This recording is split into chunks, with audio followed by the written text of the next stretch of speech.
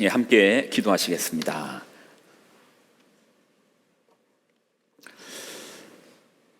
생명의 하나님, 우리 인생의 호흡의 하나님, 우리 인생의 주권자 되시는 하나님, 이 시간 우리로 그 생명의 길로, 그 살아내는 길로 인도하여 주옵소서. 영광을 드립니다. 감사드립니다. 예수님의 이름으로 간절하게 기도드리옵나이다. 아멘. 복된 주일입니다. 우리 양옆에 인사 나누는데요, 이렇게 한번 좀 나누었으면 좋겠네요. 한번 양옆을 한번 보시고, 너 보니 참 좋다, 그러니 오래 살아라고 할 건데요. 한번 인사해 볼까요? 어렵지 않죠? 너 보니 참 좋다, 그러니 오래 살아라. 좋잖아요. 옆에 보십시오.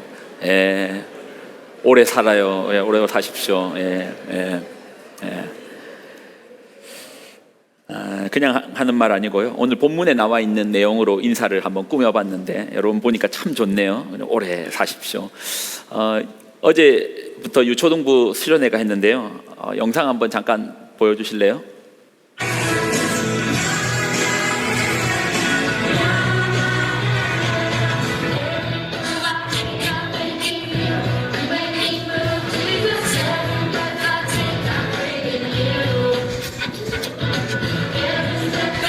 안 따라하는 애들은 이제 사춘기 온 애들이고요, 웬만하면 아직 사춘기까지는 안 왔네요.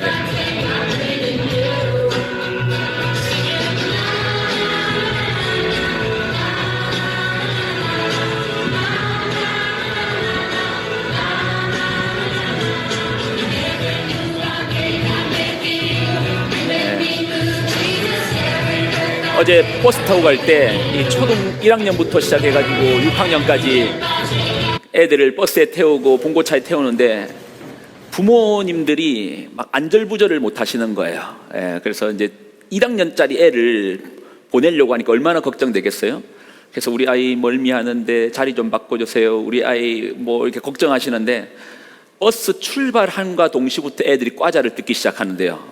난리도 뭐 애들이 어젯밤에 엄마 떨어져서 울어요, 걱정돼요 하는데요, 자기들끼리는 너무 행복해하는 거예요. 그리고 여러분, 집에서 절대 볼 수 없는 현장을 제가 또 하나 더 찍어 왔는데요, 그것도 한번 보시죠.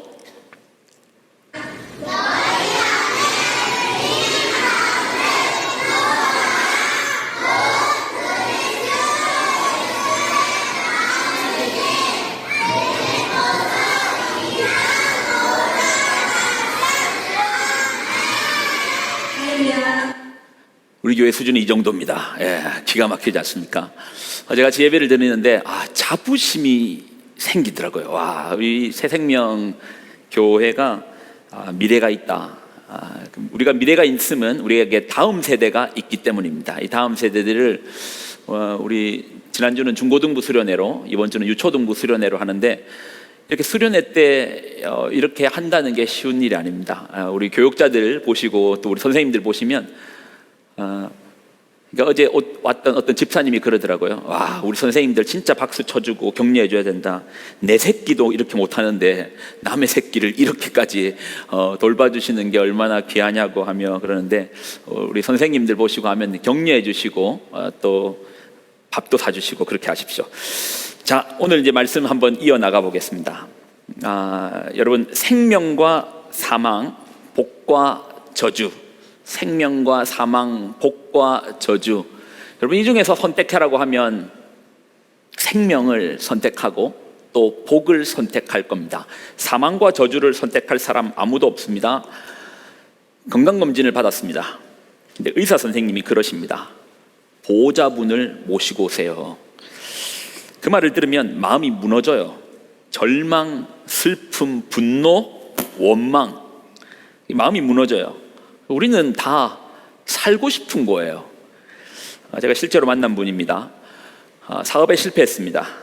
실패 속에서 살려고 하다 보니까 무리수를 두잖아요. 무리수를 두니까 더 깊은 진흙탕 속으로 빠져듭니다.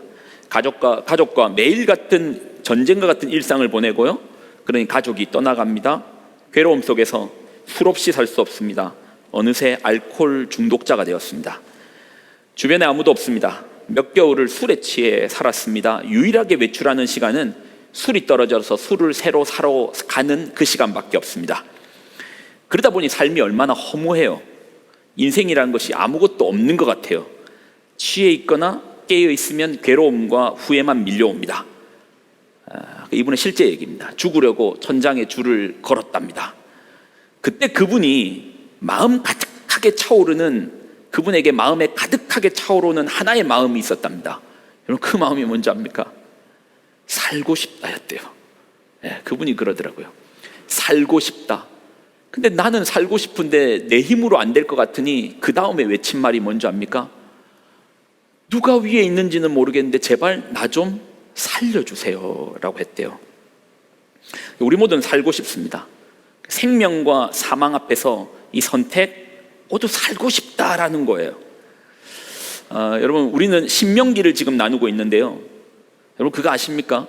저희는 지금 나누고 있는 말씀이 6년에 한 번씩 돌아오는 겁니다. 저희는 매일 성경을 쫓아서 이렇게 나가는데, 매일 성경이 매일 따라가 보면 6년간 성경을 한번 일독을 전부 다 하는 겁니다. 그러니 지금 이번에 신명기의 메시지를 정확하게 붙들지 못하면 다시 신명기를 만난다면 6년 뒤에나 만날 수 있는 거예요.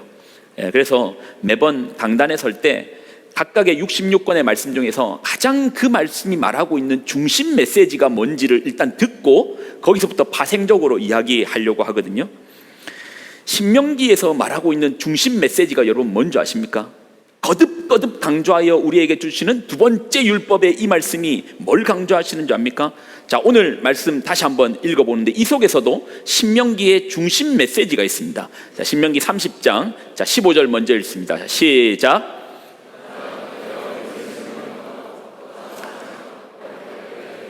자, 16절 속에서 중심 메시지가 나오거든요.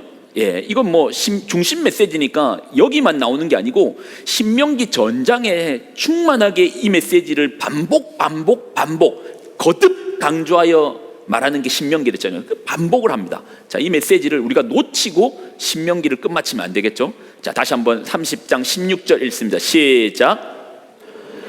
오늘 내게 명령하여 내 하나님 여호와를 사랑하고 그 모든 길로 행하며 그의 명령과 규례와 법도를 지키라 하는 것이라. 자, 여기까지 일단 읽으면 하나님의 모든 말씀에는 약속이 있는데 이제부터 이제 약속을 주는 거예요. 이렇게 행할 때 내가 너희에게 이런 약속을 준다라고 하고 뒤에 거는 하나님께서 보증하시는 약속인 거예요.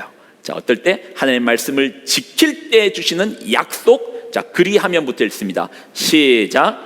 그리하면 내가 생존하며 번성할 것이요 또 내 하나님 여호와께서 내가 가서 차지할 땅에서 내게 복을 주실 것입니다. 이 말씀 속에 약속이 있는데 하나님 말씀을 들음으로 아닙니다. 듣는 것 아닙니다. 하나님 말씀을 지키면, 그 말씀을 지키면, 그 말씀으로 살아내면 어떻게 된다? 어떻게 된다? 생존, 번성, 그리고 복. 생존과 번성과 복인데요, 이 복이라는 부분도 한번 개념을 이번에 좀 정리하고 갈 필요가 있습니다. 여러분 한번 물어볼게요. 복은 하나님께서 복은 인간에게만 주셨죠?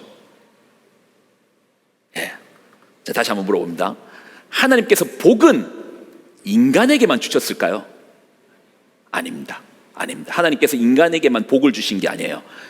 인간은 7일의 창조 중에서 6째 날 창조되셨어요. 마찬가지로 하나님은 6째 날 인간을 창조하시고 복을 주셨어요. 그런데 인간이 창조되기 전 5일째도 보면은, 자, 볼게요. 자, 5일째 바다 생물과 새를 하나님 창조하실 때, 자, 내용을 한번 볼게요. 자, 창세기 1장 21절 한번 읽습니다. 1장 21절 읽습니다. 자, 시작. 하나님이 큰 바다 물에서 번성하여 움직이는 모든 생물을 그 종류대로, 날개 있는 모든 새를 그 종류대로 창조하시니 하나님 보시기 좋아. 하나님께서 5째 날 바다 생물과 물고기와 새들을 창조하셨어요. 자, 그리고 보십시오. 무슨 말씀이 있는가? 창세기 1장 22절 노란 줄만 읽습니다. 시작. 하나님이 그들에게 복을 주시며, 여기서 그들은 물고기와 새들이겠죠. 자, 그러면 한 가지 우리는 개념을 정리할 수 있습니다. 복은 하나님께서 인간에게만 주신 게 아닙니다. 만물에게 하나님이 주셨는데, 그러면 이 복이 뭔가, 우리가 이제 복 그러잖아요. 복 좀 주시옵소서라고 하는데, 이 복이 뭔가, 자, 뒤에 설명되어 있습니다. 이르시되 생육, 번성, 충만. 그러니까 한마디로 뭐죠? 살라라는 거예요. 하나님 주시는 복은 우리가 이 땅 가운데서 삶을 살기 위해서 주시는 거예요. 그러니 하나님 주시는 복과 생명을 빼놓고서는 해석할 수 없습니다. 하나님 모든 복 속에서는 생명이 담겨 있습니다.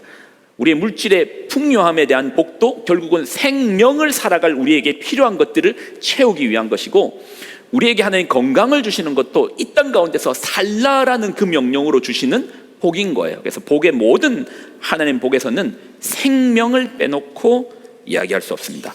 자, 그러면은 신명기를 한마디로 정리할 수 있습니다. 신명기에 거듭 강조되는 그 하나의 중심 메시지 한마디로 정리하면 이렇습니다. 여러분 한번 따라 빨간 줄 한번 보여주실래요? 자, 같이 한번 읽습니다. 자, 시작. 하나님의 말씀을 지키면 산다. 네, 다시 한번 더 강조하며 한번 우리 마음에 새기겠습니다. 같이 읽습니다. 시작. 하나님의 말씀을 지키면 어떻게 된다? 산다. 네. 하나님 말씀을 지키면 어떻게 된다요? 여러분, 산다라는 거예요. 네. 한 번만 더 우리 옆에 있는 지체에게 믿음으로 권면해 주십시오. 하나님을 지키면, 하나님 말씀을 지키면 산다라고 가르쳐 주십시오. 다시 한 번 더 읽겠습니다. 시작.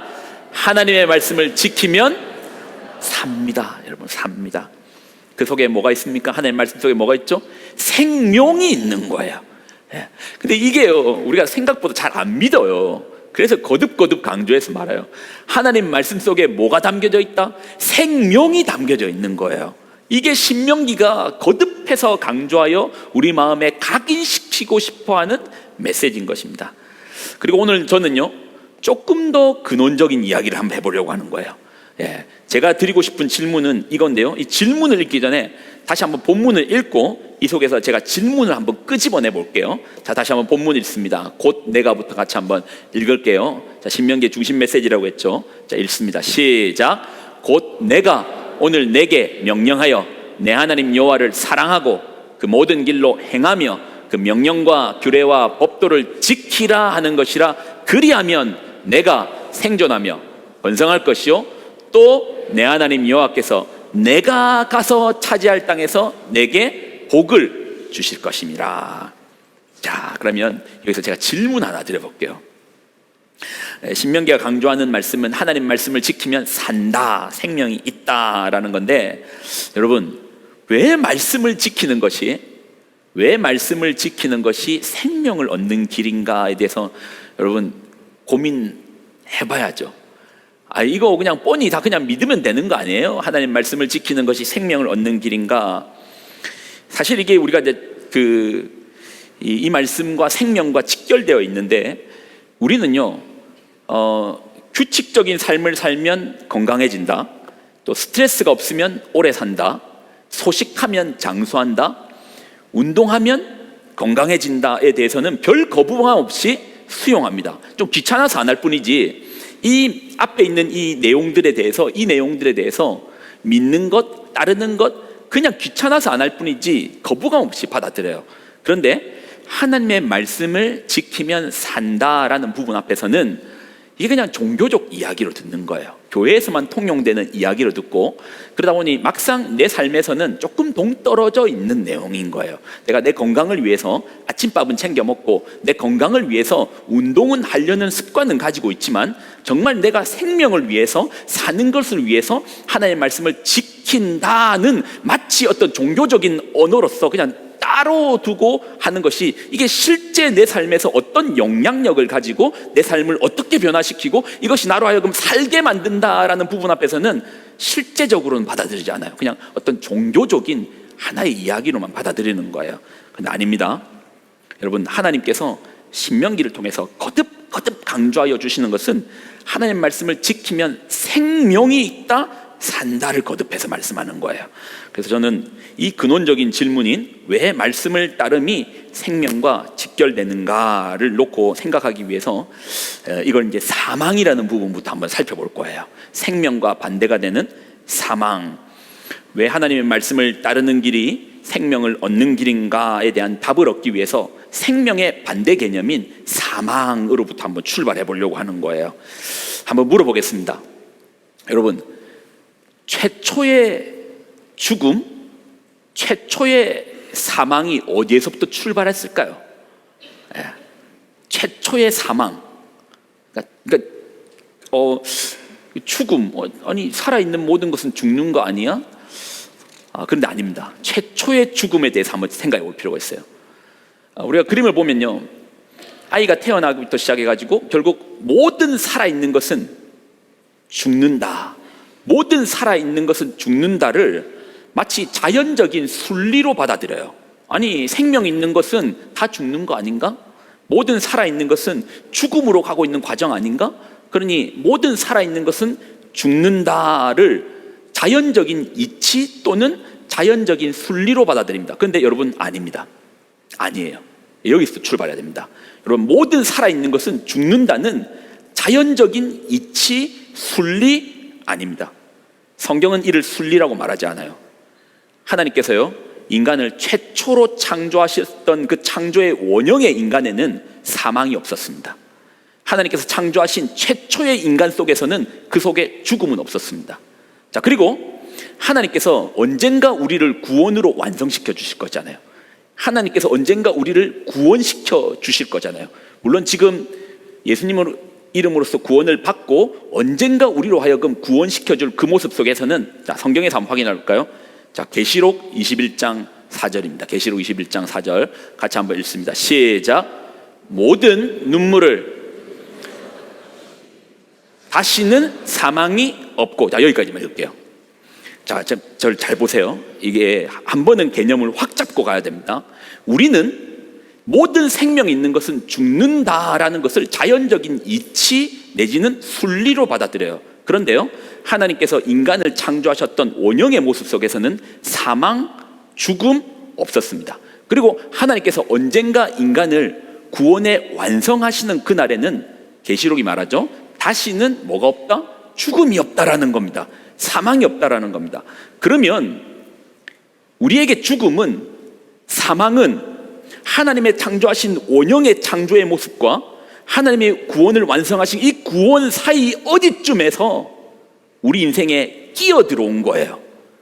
우리 인생에 개입하여 들어와서 지가 마치 원래부터 주인인 양 하고 있는데 아니라는 거예요. 하나님께서 인간을 최초에 창조하시고 이 구원의 완성을 하신 그날에는 사망은 없었어요. 그러면 어느 틈엔가 끼어 우리 인생에 들어왔다라는 거예요. 언제 죽음이라는 것이 최초로 발생했고 우리 인생에 개입했는가? 그 사건이 바로 선악과라는 사건인 거예요. 아마 많이 들어보셨을 거예요. 선악과라는 사건일 것인데, 선악과에 대해서 이해하려면 지금 여러분 이 주소를 놓치면 안 됩니다. 제가 지금 뭐 때문에 이 선악과 얘기를 하냐면, 왜 하나님의 말씀을 지키는 것이 생명과 직결되는가에 대한 설명을 하기 위해서 죽음을 이야기하는 것이고, 이 죽음을 이야기하기 위해서 최초의 죽음인 선악과의 사건을 이야기하는 겁니다. 자, 창세기 2장 16절로 17절, 16절 17절만 읽을게요. 자, 16절 17절, 자, 중요한 말씀이니까 같이 한번 읽습니다. 시작. 여호와 하나님이 그 사람에게 명하여 이르시되 동상 각종 나무의 열매는 내가 임의로 먹되, 자 17절, 선악을 알게 하는 나무의 열매는 먹지 말라. 내가 먹는 날에는 반드시 죽으리라. 한번 물어볼게요. 인간이 이 말씀 앞에, 하나님 주신 어떻게 보면 유일한 말씀이었잖아요. 이때까지는. 이 말씀 앞에 인간은 순종합니까? 아니면 실패합니까? 실패해요. 인간은 실패합니다. 자, 이 내용을 바울은 이렇게도 표현해요. 자, 로마서 5장 17절 앞부분만 좀 읽을게요. 자, 같이 노란 줄 같이 읽습니다. 시작. 한 사람의 범죄로 말미암아 사망이 그 한 사람을 통하여 왕노릇하였다. 그러니까 원래 하나님 창조하신 인간의 모습에는 사망이라는 게 없었어요. 창조하실 때도 없었고 또 구원을 완성하시는 시점에서도 없어요. 근데 한 사람의 하나님의 말씀에 대한 실패, 불순종으로부터 사망이 우리 인생에 개입돼서 자기가 마치 원래부터 자리 잡고 있어서 마치 자연의 이치인 양 우리에게 억누르지만 아니라는 겁니다. 예.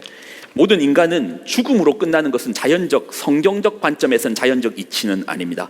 이로 말미암아 이 죄에 대한 결과값으로 우리가 얻은 것이 창세기 3장 17절로 19절의 내용이에요. 자, 17, 이것도 워낙 중요한 구절이니까 한번 마음에 새기면서 같이 한번 읽습니다. 시작.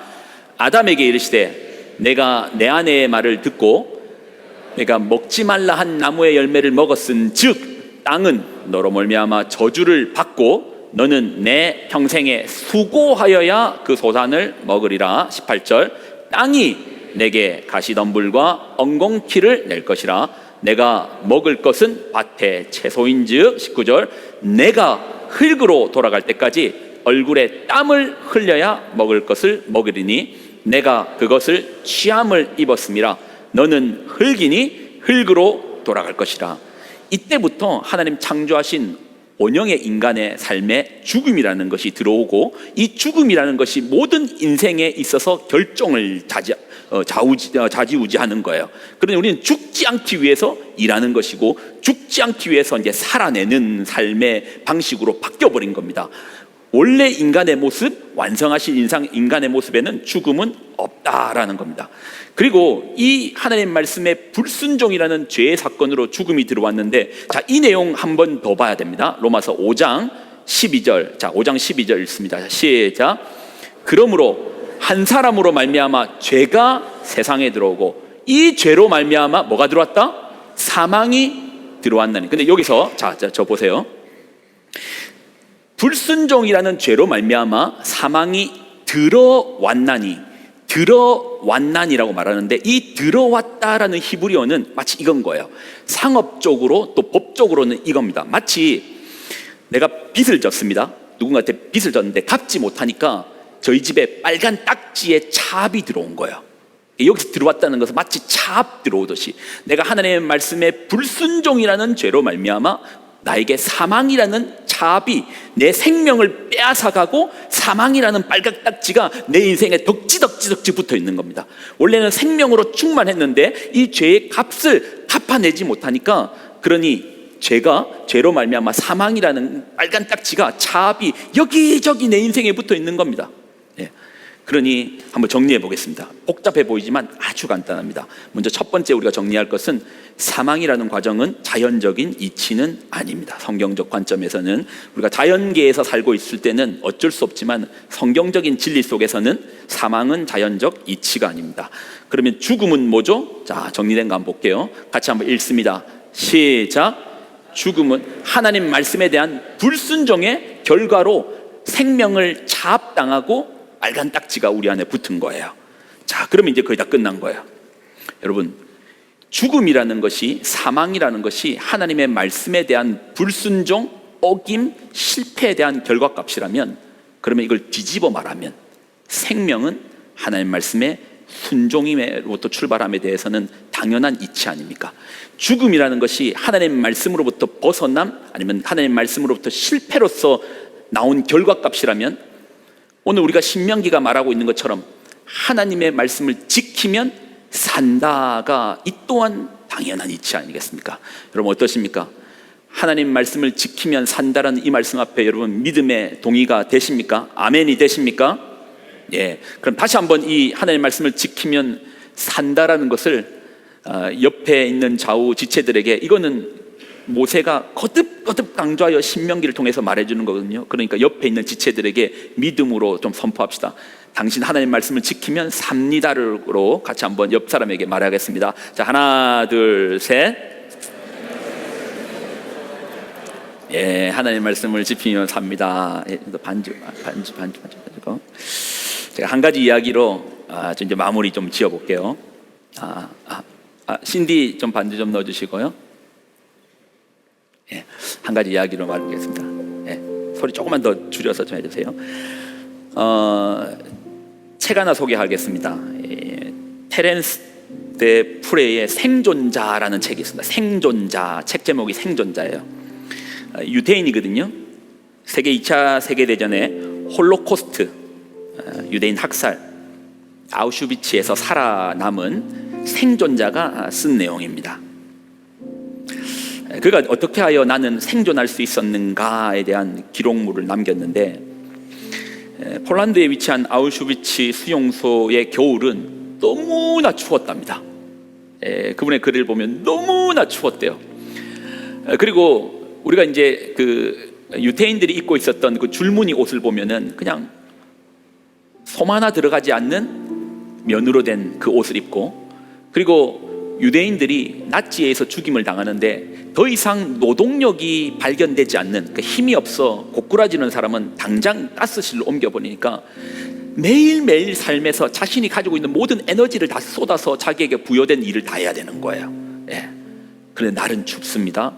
먹는 거는 적어요. 먹는 건 적고 날은 춥고, 그러니 그가 표현하는 것이 그 추위가 살을 타고 들어가서 뼈에 저미는 듯한 추위를 겪는 그 추운 아우슈비츠 수용소. 근데 이 제소자들에게 유일하고 아주 가장 기쁜 시간은 오후가 되면은 따뜻한 커피 한 잔을 주는 거예요. 따뜻한 커피 한 잔을 주는 겁니다. 사실 말만 커피뿐이지 온통 악취가 나는 따뜻한 물에 불과한 커피, 너무 악취가 나니까 거기다 그냥 커피를 대충 태워서 주는 거예요. 근데 사람들은 춥고 먹을 곳이 없는 그곳에서 단지 따뜻한 온기를 내 속에 넣을 수 있다는 것만으로도 그 커피는 너무나 귀했답니다. 일을 하면서도 지금 몇 시쯤 됐지? 이제 조금 지나면 커피 마실 수 있겠네. 이것이 그들의 희망이었던 거예요. 커피가 오면 대부분의 유대인들은 커피를 받기가 무섭게 얼른 마시며 추위를 녹였답니다. 그런데 시간이 지나 사람들이 점점 알게 됩니다. 커피 한 잔을 다 마신 사람들이 점점 죽어가는 거예요. 커피 한 잔을 다 마신 사람들이 점점 죽는 거예요. 그 커피 속에 나치가 독을 풀었습니까? 아닙니다. 커피는 그냥 정상적인 커피였어요. 그 속에 독 없었습니다. 그냥 커피예요. 근데 누군가 커피 한 잔의 따뜻함을 누릴 때 어느 한쪽에서는 한 잔의 커피의 절반만을 마시고 그 나머지 절반을 고이고이 아껴 황급 조각을 손가락으로 대서 이 커피 반잔으로 자신의 몸을 닦는 사람들이 생겨나기 시작하는 거예요. 그리고 그의 기록에 따르면 그렇게 커피 반잔을 남겨 자신의 몸을 닦은 사람은 살았다라고 기록하고 있습니다. 생존자의 대부분들은 그런 투쟁을 했답니다. 이 내용이 무슨 내용이냐면요, 여러분 한번 생각해봐요. 아무리 낫지라고 해봐야 그래야 이제 20대 초중반의 청년들입니다. 그들이 아무리 적들이라고 유대인들이라고 한들 총 하나 들고 있지 않는 그 유대인들을 죽이는 일은 결코 쉽지 않습니다. 그래서 나치가 자행했던 일 중에 하나가 그렇게 집단으로 많이 사는 유대인 숙소에 화장실을 명목상으로 하나 두 개밖에 만들지 않는 거예요. 그럼 어떤 일이 일어날까요? 자고 일어나면 여기저기 사람들이 배설을 하는 거예요. 여기저기 배설물이 가득한 거예요. 그러다 보니 온몸에 배설물이 묻기 시작하고 그리고 온몸에서 악취가 나기 시작합니다. 반면에 여러분 나치 군인들 제복 아시죠? 각을 딱 잡아서 입고 그리고 구두는 얼굴이 비칠 정도로 광나게끔 구두는 닦여져 있습니다. 그런 그들이 볼 때 온몸에 오물이 묻어있는 유대인들이 무엇으로 보였겠습니까? 짐승처럼 보였을 겁니다. 그렇게 학살을 한 거예요. 그런데 커피 반잔을 남겨서 자신의 몸을 구석구석 닦은 사람들은 투쟁하는 겁니다. 무슨 투쟁이죠? 나는 인간이다. 나도 너희와 똑같은 사람이다. 제가 얘기하고 싶은 건 이 부분입니다. 여러분, 이런 유대인들의 행동 속에 커피 반잔을 남겨 자신의 몸을 닦는 이 행동은요, 사실 하나님 말씀에서 기인된 겁니다. 레위기에 보면 아마 여러분 들어보신 적 있을 거예요. 정결 예식이라고 있습니다. 정결 예식, 레위기에 나오는 정결 예식이 있습니다. 이 정결 예식은 원어로 보면 타헤르라는 건데, 빛나게 하다, 깨끗하게 하다, 더러움을 씻고 순결하게 하다, 몸을 씻고 의복을 빠는 듯한 하나님 앞에서 이 정결한 예식을 가집니다. 레위기의 이 짧은 한 구절의 말씀을 지켰던 사람은 그로 말미암아 살았고, 또 이 말씀이 없었던 사람들은 자신 스스로가 자신을 인간으로 생각하지 않고 더 이상 의지가 없어 죽음으로 갔다라고 표현되고 있어요. 여러분에게 믿음으로 권면을 드립니다. 세상 속에 살면서요, 하나님 말씀을 붙잡는 것이 마치 어떻게 보면 추운 겨울날 커피 반잔으로 자신의 몸을 닦는 것과 같은, 아니 그 반잔 가지고 몸을 닦는 데 무슨 의미가 있을까 내 삶에?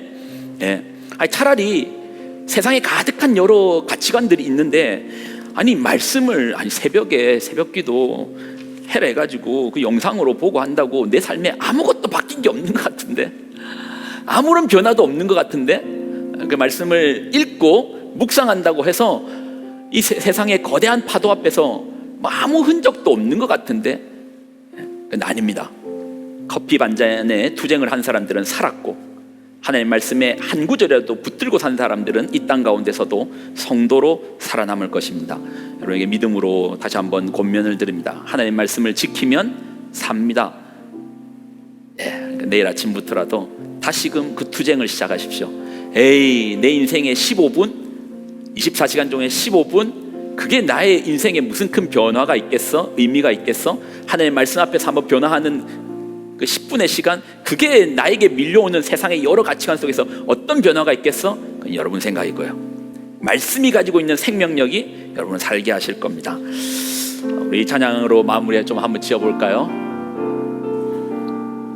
나 가나안 땅 귀한 성에 들어가려고, 나 가나안 땅 귀한 성에 들어가려고 내 무거운 짐 벗어버렸네. 죄 중에 다시 방황할 일 전혀 없으니 저 생명 시냇가에 살겠네. 길이 살겠네.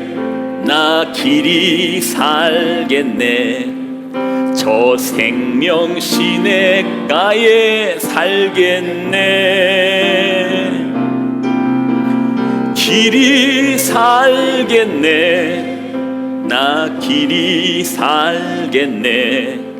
저 생명 시냇가에 살겠네. 그 불과 구름 기둥으로, 불과 구름 기둥으로 인도하시니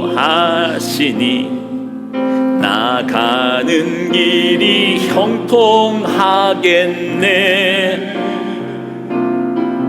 그 요단강을 내가 지금 건넌 후에는 저 생명 시냇가에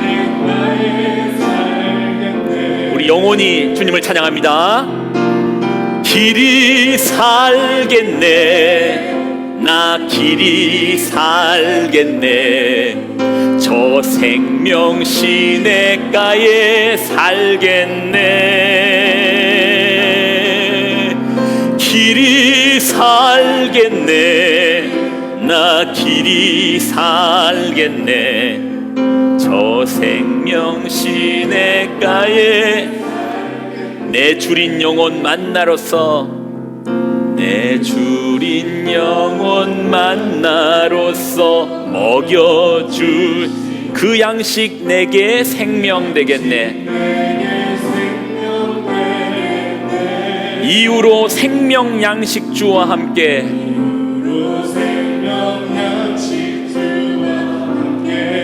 저 생명 시냇가에 살겠네.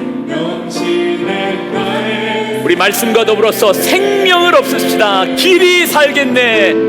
길이 살겠네.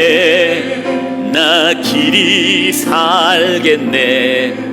저 생명 시냇가에 살겠네. 길이 살겠네. 나 길이 살겠네. 저 생명 시냇가에 살겠네. 길이 살겠네. 나 길이 살겠네. 저 생명 시냇가에 살겠네. 길이 살겠네. 나 길이 살겠네. 저 생명 시냇가에 살겠네. 사랑하는 여러분, 제가 이제 교회 목사로서 특별히 새생명교회 목사로 살아온 시간이 한 4년 정도 되는데요, 그렇게 사실 긴 시간은 아닙니다.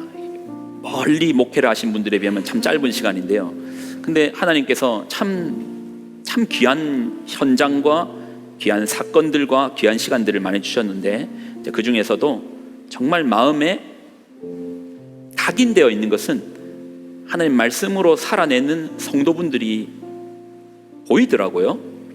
근데요, 하나같이 그분들의 삶에 생명이 있더라고요.